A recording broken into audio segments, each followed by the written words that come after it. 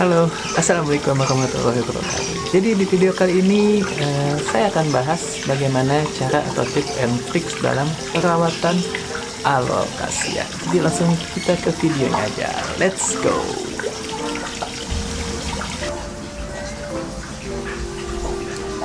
Oke, jadi ini yang saya pegang adalah salah satu dari jenis alokasia. Ya, alokasia nebula. Dari sebelumnya dia bilangnya ID-nya nebula, tapi saya nggak tahu ini nebula atau regina ya. Oke, kita langsung ke pembahasannya. Jadi alokasia ini adalah salah satu dari keluarga aroid juga, dan rata-rata dari alokasia ini hidup di hutan hujan tropis. Jadi dia tuh hidup di bawah kanopi-kanopi hutan ya, kayak pohon-pohon gede. Dan namanya hutan hujan tropis, pastinya suhu di sana tuh lembab. Oke, karena dia hidup di hutan hujan tropis dengan suhu yang lembab tapi sedikit hangat, bahkan panas ya di Indonesia. Jadi tips dari saya dalam merawat alokasia ini yaitu kita harus menyesuaikan, sedikit menyesuaikan ya dengan lingkungannya. Dan yang pertama tips dari saya yaitu media tanamnya. Media tanam alokasia ini menyukai media tanam yang poros ya, sama seperti aroid-aroid lain pada umumnya gitu. Palingnya tinggal kita modif-modif dikit aja. Jadi dia menyukai media tanam yang poros dan lembab. Namun lembab di sini bukan berarti basah banget ya, apalagi media tanamnya lumpur gitu. Karena si alokasia ini pun ternyata walau dia suka di tempat yang lembab, tapi dia tidak suka basah yang dalam artian basah banget gitu, becek. Dan untuk media tanam yang saya pakai ya, karena saya seperti yang saya bilang tadi ya, media tanam yang saya pakai itu tidak jauh beda dengan aroid-aroid lain. Jadi saya menggunakan media tanam yang sama dengan yang saya pakai di philodendron. Campuran media tanamnya seperti apa bisa kalian tonton di video sebelumnya. Ini linknya ada di pojok kanan atas. Oke, yang berikutnya yaitu pencahayaan atau penempatan ya. Penempatan dia ditaruh di mana gitu. Jadi alokasia ini menyukai tempat yang terang, tapi karena dia hidup di hutan hujan tropis itu di bawah kanopi-kanopi hutan atau pohon-pohon besar. Jadi tempat terang yang dimaksud untuk alokasia ini adalah bukan tempat terang dalam artian langsung terkena sinar matahari ya, atau direct langsung gitu sama matahari, enggak. Karena kalau terkena langsung, apalagi dengan sinar matahari yang terlalu panas di siang hari, si alokasia ini pun juga rentan sunburn ya, kayak gini, terbakar. Jadi tempat yang cocok untuk menyimpan alokasia adalah kalau misalkan kalian ditaruh di outdoor, bisa seperti saya ini di bawah kanopi sedikit tuh, di bawah pohon, jadi sinar matahari yang masuk pun tidak langsung terkena si daunnya semua ya, tapi tersaring dulu oleh pohon-pohon dan kanopi. Atau bisa kalian pasangin paranet kayak gitu tuh. Nah, itu jadi cahaya matahari yang masuk pun tersaring dulu ya sama paranetnya. Saya pakai itu paranet yang 70%. Nih salah satu alokasia yang ditaruh di bawah sini. Lihat daunnya gede-gede.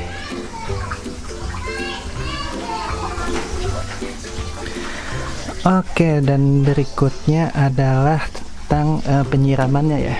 Nah, walaupun si alokasia ini itu hidupnya di hutan hujan tropis di tempat-tempat lembab, jadi walaupun dia menyukai tempat lembab, bukan berarti media tanamnya harus basah banget ya.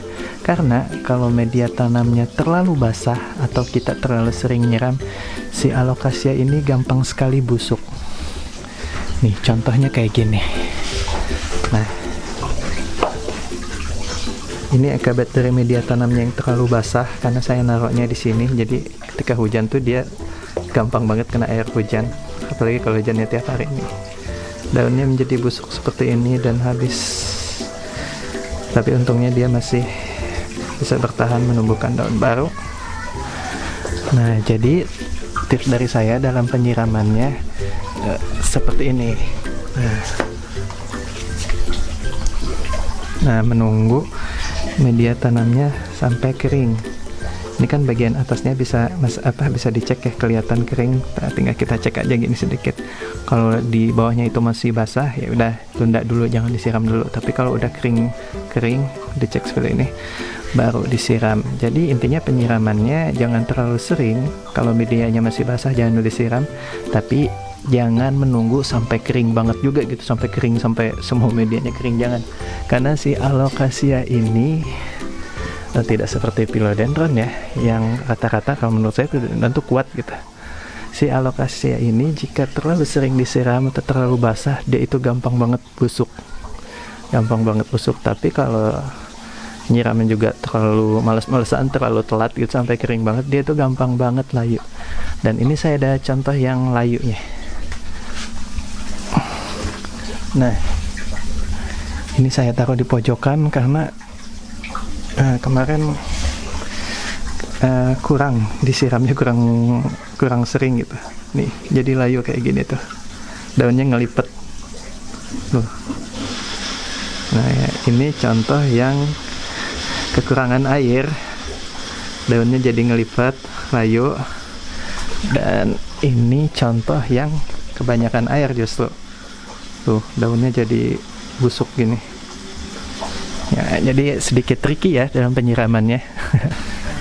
Oh ya, dan untuk menjaga kelembaban di media tanam supaya nggak kering-kering banget gitu, nggak jadi layu kayak yang ini nih, saya biasanya ngakalinnya hampir sama kayak philodendron ya, saya ngakalinnya. Nah, di potnya saya kasih topping ini moss hidup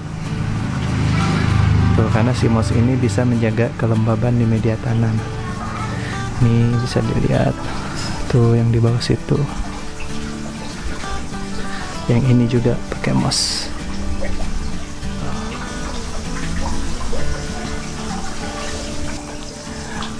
Oke, sekarang tips dalam pemilihan pot ya.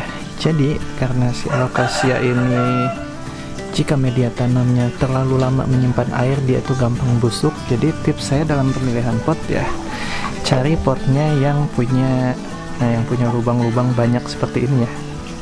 Tuh. Jadi lubang-lubang di belakangnya itu lumayan banyak dan lumayan besar juga, sehingga pas kita nyiram itu air bisa langsung cepet turun gitu, nggak terlalu lama menggenang di dalam pot. Dan untuk ukuran potnya diusahakan 2 kali ukuran akar ya. Maksudnya gini, apa ya istilahnya ya, misalkan gini, anggap aja ini sudah kita keluarkan. Nah, misalkan ini adalah gumpalan akarnya gitu kan, kalau kita reporting biasanya kita keluarkan, kita bisa lihat gitu akarnya sebanyak apa. Nah, maksud saya itu ukuran potnya usahakan 2 kali ukuran gumpalan atau banyaknya akar itu. Nah, misalkan kita anggap aja pot putih ini adalah akarnya ya, banyaknya akar. Nah, kita pakai pot yang ukuran seperti ini. Supaya apa? Supaya si akarnya tetap bisa bergerak gitu, berjalan mencari nutrisi lain. Karena kalau akarnya udah stuck banget, pertumbuhan si alokasianya pun bisa ikut terhambat. Nah, contohnya ini potnya udah kekecilan, harusnya sih udah di repotting. Alocasia Jacqueline tanduk rusa atau Alocasia SP Sulawesi. Oke, dan tips berikutnya adalah tips perbanyakan. Sebenarnya untuk perbanyak alocasia ini ada 2 cara, yaitu secara vegetatif dan generatif.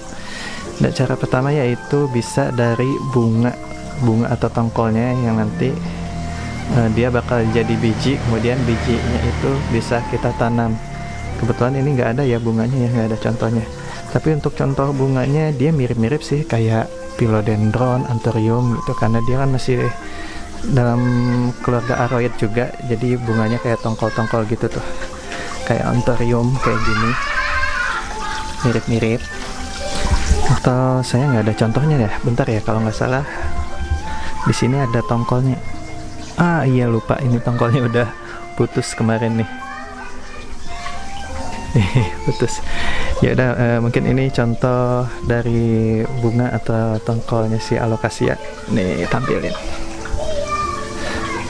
Nah, jadi dari tongkol itu kan nanti si bunganya mekar, terus ya dengan prosesnya lah ya, sampai akhirnya nanti keluar bijinya itu bisa ditanam. Dan cara kedua yaitu si alokasia ini di akarnya itu biasanya suka muncul umbi.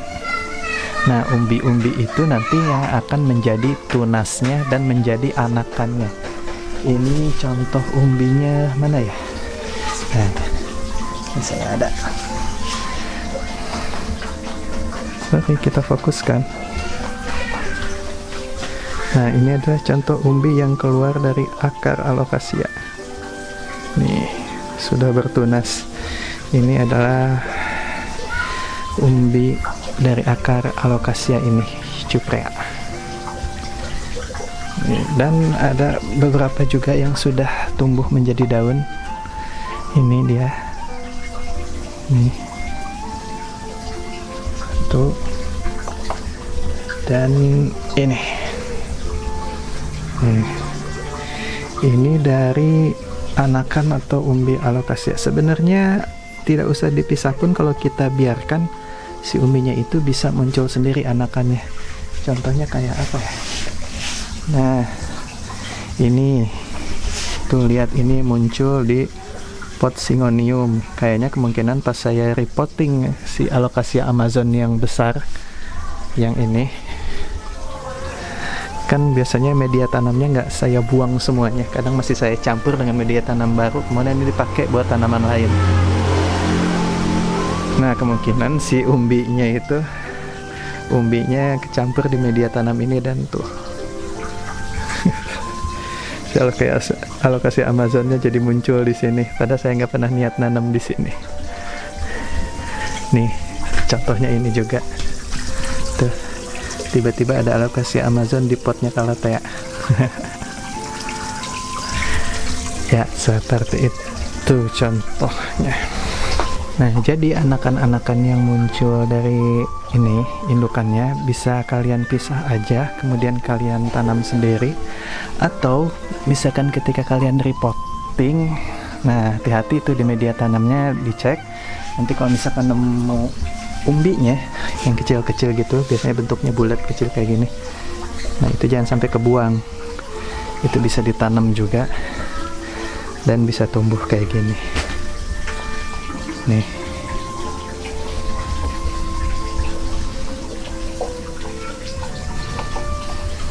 Oke, dan untuk cara berikutnya dalam perbanyak alokasia, sebenarnya tidak cuman bisa dari biji dan dari tunasnya saja ya, atau umbinya, tapi bisa juga dengan cara potong bonggol dari bonggolannya gitu. Cuman untuk cara ini sebenarnya untuk pemula ya, kalau boleh, kalau pengen coba-coba ya silahkan aja. Cuman menurut pengalaman saya itu susah-susah gampang gitu, karena si bonggol alokasia ini terutama untuk si bonggol dragon scale ya, kalau menurut saya ya, si dragon scale itu gampang-gampang susah gitu. Kalau medianya terlalu kering ya dia bonggolnya kering, medianya terlalu basah bonggolnya busuk, dan bonggolnya itu entah kenapa bonggol alokasia itu gampang sekali diserang hama ya. Ya mungkin manis menurut hamanya. Saya juga kurang tahu. Nih, tapi saya punya beberapa ini yang dari potong bonggol. Nah ini alokasia regina sudah tumbuh daun. Terus ini juga ada sama alokasia regina. Nah, kalau untuk pengalaman saya, alokasia regina ini lumayan kuat ya bonggolnya. Dari video saya sebelumnya yang mungkin teman-teman udah nonton, atau yang kalau belum nonton, ini linknya saya taruh di pojok kanan atas. Nah, dari video saya dalam menyemai bonggol si alokasia regina ini, kemungkinan berhasilnya lumayan tinggi. Sedangkan saya pernah mencoba memperbanyak menyemai bonggol alokasia dragon scale. Saya pernah iseng waktu itu beli 1 kilo bonggol, dan yang jadi cuman sedikit. Nah, ini contohnya yang jadi, ada ini yang udah gede, ada yang ini yang tadi busuk. Terus Ini juga nih ada 2 tanaman, dan beberapanya sih udah dijual, ada yang udah dikasih gitu. Pokoknya dan dari presentasi itu semua yang gagalnya itu banyak banget. Entah kenapa dari bonggol susah-susah gampang ya. Tapi kalau mau dicoba silahkan coba perbanyak dengan metode semai bonggol ini atau potong bonggol. Oh ya, resiko dari potong bonggol pun, nah bisa kalian lihat.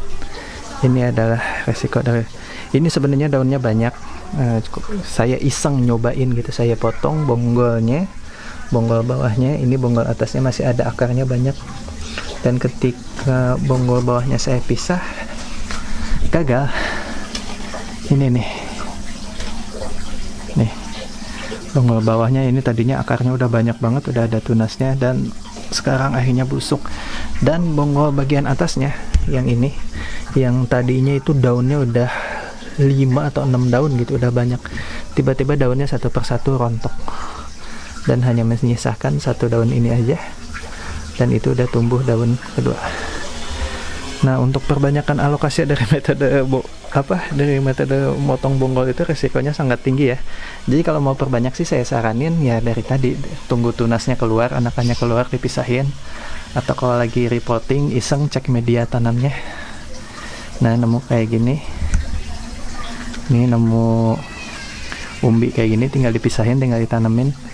Atau nunggu alokasinya tumbuh besar hingga dia ngeluarin bunga tongkol dan bisa ditanam dari bijinya. Kayaknya sih yang paling aman cara dua cara itu ya. Dan cara yang paling cepat menurut saya yang ini, ya tunggu anakannya, dibanding potong bonggol yang resikonya lumayan tinggi.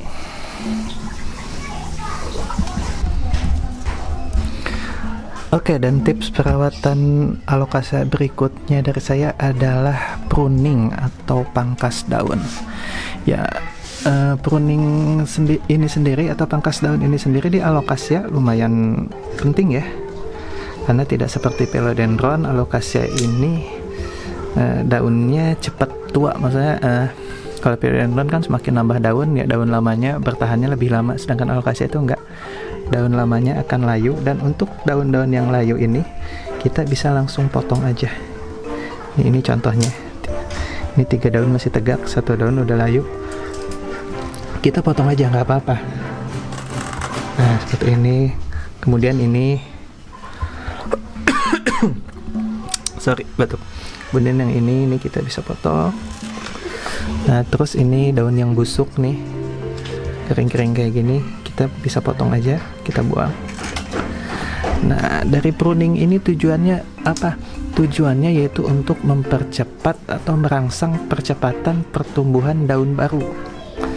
Dan keuntungan dari pruning juga, jadi nutrisi yang dia kirim ke atas tidak sia-sia aja gitu. Kalau misalkan ini masih ada daun yang kayak gini, daun-daun jelek kayak gini nih yang gosong, nutrisi yang dikirim sama akar ke atas itu kan terbagi ke beberapa daun.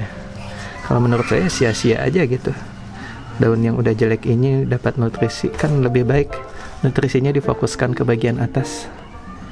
Nah, ke bagian calon-calon daun baru, tunas baru. Itu fungsinya. Jadi fungsi dari pruning itu ya untuk merangsang percepatan pertumbuhan daun baru. Dan kelebihannya sendiri, daun barunya biasanya tumbuh akan lebih besar jika daun-daun yang layunya kita pangkas, atau daun-daun yang jeleknya kita pangkas. Nih contohnya ini, kita tambah nih, daun-daun atasnya nanti bakal tumbuh lebih besar. Nah, contohnya adalah yang ini Alocasia Black Velvet. Ya, tanaman Alocasia Black Velvet yang ini tuh yang paling sering banget saya pruning, saya pangkas. Lihat, daunnya udah lumayan gede. Sementara tanaman Alocasia Black Velvet satunya yang seangkatan sama dia, umurnya sama, saya belinya masih kecil 2. Saya taruh di sini. Nah, bisa dilihat perbedaannya. Nih, ini yang nggak pernah saya pruning, ukuran daunnya segini. Sedangkan ini yang sering saya potong daunnya, sering saya pruning. Ukuran daunnya lebih gede tuh.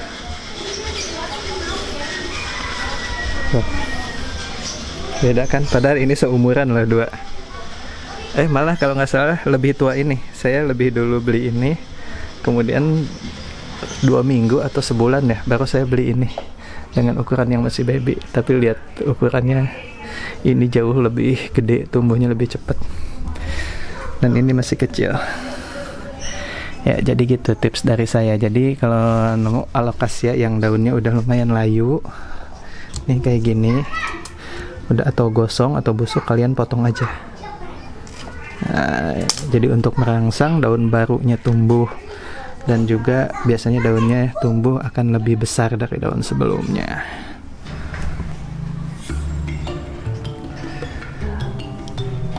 Oke, dan untuk pemupukannya, saya tuh jarang banget pakai pupuk kandang ya, pupuk yang berasal dari kotoran hewan.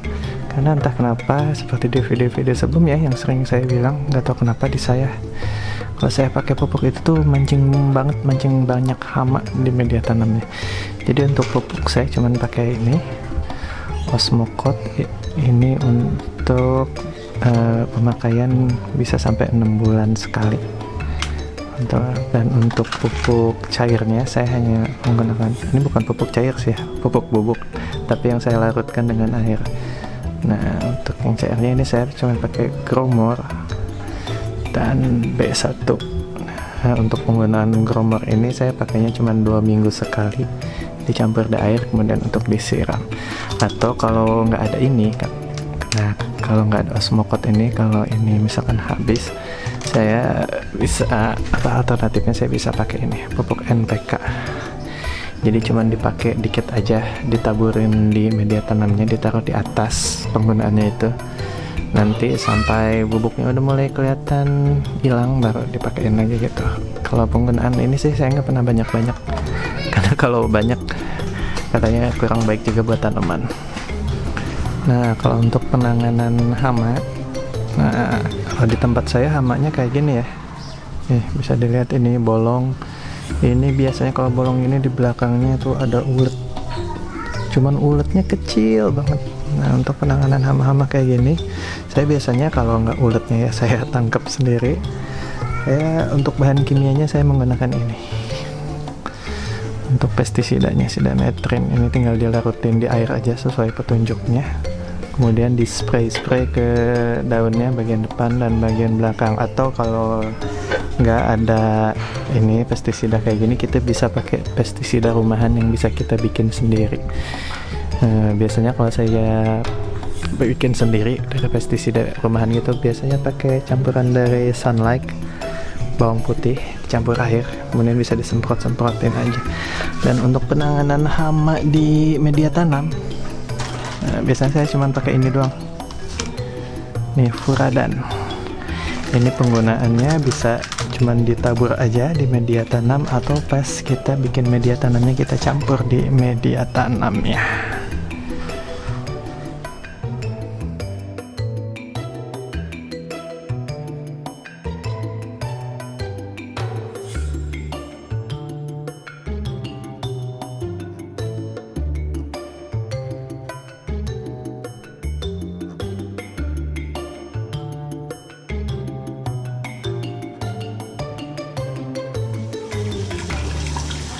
Oke, itu tadi sedikit tips atau sharing bagaimana cara saya merawat alokasia saya di rumah. Kali ini Black Velvet, Amazon, Dragon Scale, dan lain-lainnya.